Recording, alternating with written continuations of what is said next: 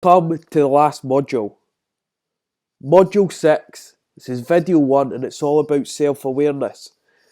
For me, self-awareness is key. So far you've looked at the parent's role, you've looked at giving 100% or the necessity to give 100%, the crown, setbacks, the process, and now self-awareness. Self-awareness is something that ties all these 5 rocks together. Without self-awareness, it can become so hard to get maximum results from these 5 rocks. It can be so hard for you to maximise that influence you have on your child. Maximise that influence you have in helping your child. Without self-awareness, you'll definitely still have influence, but will that be positive or negative? Who knows? Because we're not aware. So self-awareness is absolutely king. Without self-awareness, it's very, very hard to change something. Without self-awareness, it's very hard to see what's going well and what's not going so well. Without a doubt, there'll be things that you're doing currently that are great, that are helping both yourself and your child, helping them go towards what they want. But at the same time, you'll find that there's things that you're currently doing that maybe aren't helping as much. But it's having the self-awareness to know whether something is helping or not. So self-awareness is being conscious of one's own character and feelings.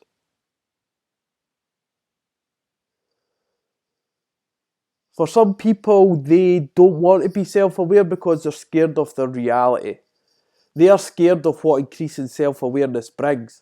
Without a doubt, increasing self-awareness will come a point where you have to hold your hand up and say, I've got this wrong, or I need to change my actions. So many people aren't prepared to do that. But I know by signing up to this course and by going through the 5 previous rocks, the 5 previous modules, you're capable. You know that falling short, you know that mistakes, you know that setbacks are part of the process. So being honest and holding your hands up, I don't think that'll be a problem for you. Because if you don't, who's it going to hold back? Not only yourself, but also your child.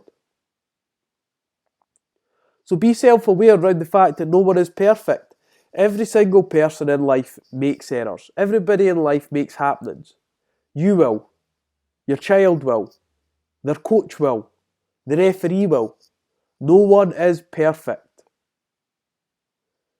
What is in your head is virtually irrelevant. So all the things that you think are great and will help your child, unless their mind tells them that it'll help them, what you think is pretty irrelevant. I'm sure before you've had situations where you think you've got great information that will help your child, but they have a story in their head that it won't help them. If they have a story in their head that it won't help them, no matter how much you tell them, it won't change. If that is the case, what you need to do, have self-awareness around what the story is, and then look to help to change the story. Remember, the thing is not the thing. So as opposed to you continuing to try to push information through that your child thinks won't help them, your child thinks that it's frustrating hearing them, as opposed to keeping on pushing that information, look to change the story. But what is in your head is virtually irrelevant. It all comes down to what's happening between your child's ears. So the mindset work, be self-aware that the mindset work needs to be done again and again and again so you can go through this course. It may take you a certain amount of days, it may take you a certain amount of weeks to go through this course. But if you never redress this information, or if you never come back to the information and reapply it, it won't stick. It's like anything. Mindset work is like becoming better at football. It's all about the long game. It needs to be done again and again and again. Work and time need to be put in. Effort needs to be put in to change something. It's not a case we click fingers and the mindset changes. So we need to be self-aware around that. There will be setbacks. Your child will be put on the bench. Your child will probably be released at some point. Your child will be put in a position that they're not happy with. Their coach will make a decision that you're not happy with. There will be setbacks. But that is part of the process, that is part of life, that is part of football. If you know that these setbacks are part of the process, when they arrive, you're in a better position to deal with them because you know that that's what happens. You know it's part of the process. So many parents don't understand that football is all about opinions. Football is full of setbacks. Football will see their child be put on the bench. Football will see their child be asked to leave clubs. That's football. But when you understand that setbacks, you have the awareness that setbacks are part of the process, you can deal with them better. You can help your child deal with them better. Be self-aware that life doesn't care. So we can continue to focus on the things that we can't control. We can continue to focus on the great work we done 5 years ago, but life doesn't care. Life is all about the here and now. Life is all about taking responsibility. Life is all about looking after yourself, helping those around you. But life doesn't care. Life is all matter of fact. You'll know yourself. You'll know other parents that sit in pubs and they'll say, I could have been a player, I should have been a player, I would have been a player. The way life deals, the fact is they're not a player. They could have been a player, they weren't. They should have been a player, they weren't. They could have been a player, they weren't. That's how life is. Your child should start at right back. Your child should start up front. If they're not, the fact is they're not. And it's all about being honest. Your child will get out of the game what they put into the game. The more hard work, the more time, the more effort that your child puts into the game, the more they'll get out of the game. We've spoken about this before, how effort is more important than skill for long-term development. At youth level, there's loads of players that are skillful, but the effort isn't there. That's all fine and well till they get to 15, 16, and then when the effort isn't there, players that were less talented are starting to become more talented. They become frustrated and then they'll leave the game. So your child will get out of the game what they put into the game. There's no shortcuts. Just like in life, there's no shortcuts to success. In football, there's no shortcuts to success. The people that kick the ball more often, the people that are more focused in training, the people that have the correct mindset, the people that do the work, are more likely to go further in the game. And remember, your influence is massive. Whether that influence is positive or negative, be self-aware that your influence is absolutely massive. Everything that you do, it builds an environment for your child. It influences your child. So be self-aware around that. The things that you eat, the exercise that you do, the TV that you watch, the timekeeping, the punctuation. All these things will influence your child. If you're looking and wondering where do I start, Module 1, the starting 11 for football parents.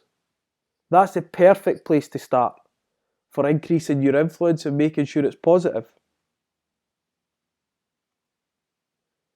We always go back to the crown. You choose whether to keep the crown or not, as does your child. So if you focus on the things that you can't control and you always blame someone else, you choose that. If your child focuses on the things that they can't control, if your child decides not to bounce back, they choose that. Or if you accept maximum responsibility and accept responsibility for everything, accept things aren't going to go well at all times, and accept you're the only person that can change that, you choose that as well. So the good, the bad, we choose. Any emotion we feel, we choose. And that will be covered in the bonus video. So whether or not your child bounces back, they choose that. No one else. The coach doesn't choose that. The referee, parents, sidelines, friends at school, they don't choose whether or not your child bounces back. They may be able to influence it, but whether or not they choose to bounce back, your child chooses that. Whether or not they decide to do extra training, whether to go to training or not. They choose that. Whether they decide to lash out at someone, whether they decide to shout at a referee, your child chooses that. But the great thing is, by understanding that we choose that and we have the power, who's the person that can change it? Us. So all the good things in life, brilliant, well done. If you're happy listening to this, that's great, you choose that. If you're unhappy listening to this, again, you choose that.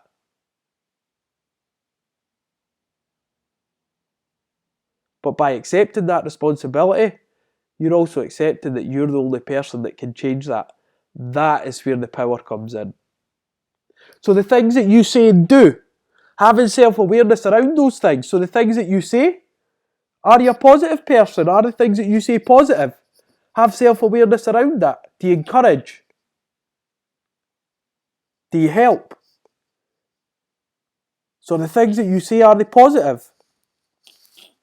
Are the things that you say, are they process-based or are they outcome-based? So do you talk about the things that you can control, or are you always talking about things that are out with your control? So are the things that you say, are they process-based? Are you talking about the things that you and your child can control? Here's a big one. The things that you say, are they actually helping? Remember, what's in your head is irrelevant. If you think what you're saying is helping, there's only one way to find out. Ask your child, is it helping? Is what I'm saying here helping? Is what I'm doing here helping? Is what you say, are you honest? Have self-awareness. Are you always telling lies? Are you always telling ninja lies? Or are you being honest? Have self-awareness around that. The things that you say, do you accept responsibility? You can't be asking your child to accept responsibility if you as an individual don't accept responsibility. Remember, attitude reflects leadership. So the things you do your actions back up your message? So what you're encouraging your child to do you do them yourself? So if you're asking your child to be positive, are your actions positive? If you're asking your child to bounce back, do you bounce back? Are you on time? So the values you hold, being on time, paying dues on time, treating people around you with respect. So the values that you hold, are your actions currently reflecting them?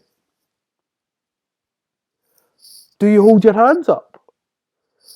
So throughout this I've discussed how happenings are part of the process, how making mistakes are part of the process. When you make one, do you hold your hands up?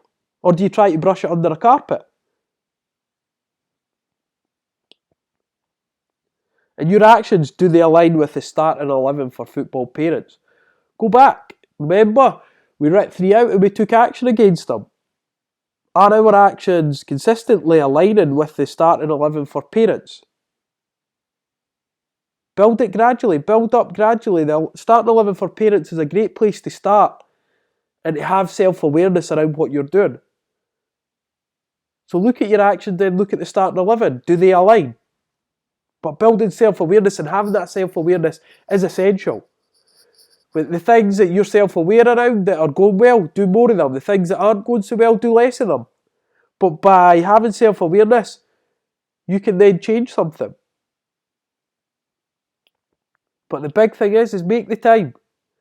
Make the time to look at your actions, not just around football, but as a parent, look at your actions in life, look at your actions in work, look at your actions anywhere. Is what you're currently doing, how is it making you feel? Are you happy with your life? Are you not happy with your life? If you do what you've always done, you'll get what you've always got. So make the time to reflect. Make the time to become self-aware. Make time to look at your actions. Not just around football, but in life in general. So the self-awareness I spoke about there is huge. It's going to bring all these 5 rocks together. So we've looked at some of the things that you say and some of the things that you may do. In the next video, what we're going to look at is a match day. Not just post-match as I've stated there, we'll look at pre, during and post-match. So we're not only building self-awareness as a parent, as a football parent, we're going to zone this in and look to build your self-awareness around the match. This is so powerful. You're going to have to be honest with this. You're going to have to admit what's going well, what's not. But trust me, when you accept responsibility for that and you realise that you're the only person that can change it and your child has the power to change, that's where your life can change. That's where your child's football can change. But remember, it's all about taking action. Nothing changes, then nothing changes. As always, please put your thoughts into the group. Please put any questions into the group. And your next video, your next lesson will be on match day and building self-awareness around match day. You're doing some great work. Let's keep it up and let's capitalise. Let's make sure that we are the greatest and most powerful influence we can be on your child's football. Catch you in video 2, guys. Bye bye.